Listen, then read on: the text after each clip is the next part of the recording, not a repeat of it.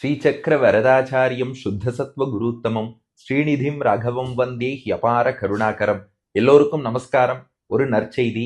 பஞ்சகருட சேவா சமிதி சார்பிலே இந்த வருடம் மே மாசம் 18ஆம் தேதி நங்கநல்லூரிலே செல்லம்மாள் வித்யாலயா பள்ளியிலே ஒரு அற்புதமான கருட சேவை மகோத்சவம் நடைபெற உள்ளது.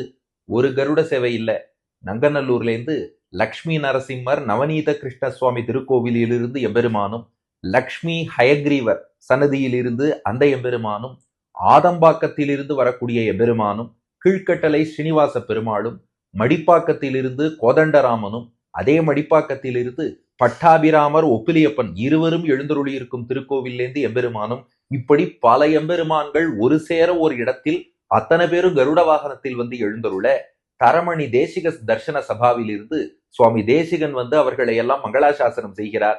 ஆக எவ்வளவு கண்கொள்ளா காட்சி! நம்ம ஆழ்வார் திருநகரியில 9 கருட சேவை சேவித்திருப்போம். 9 பெருமாளை நம்மாழ்வார் மங்களாசாசனம் செய்வது. அதுபோல திருநாங்கூர்ல 11 கருட சேவைன்னு சேவித்திருப்போம்.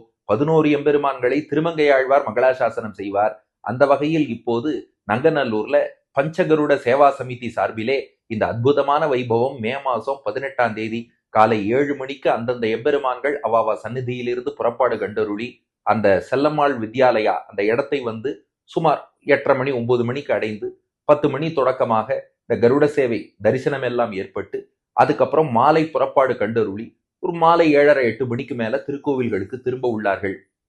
கருட சேவையில ஒரு பெருமாளை சேவிக்கிறதே அவ்வளவு ஆனந்தம்.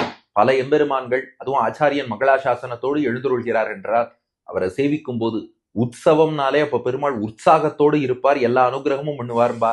பல எம்பெருமான்கள் ஒன்று கூடி இருக்கக்கூடிய தருணம். அப்ப அடியார்களாகிய நாமும் குடியிருந்து குளிர வேண்டாமா? ஒன்று கூடி எம்பெருமானுக்கு பல்லாண்டு பாடி அவன் திருவருளை பெற்று இன்புறுவோம்.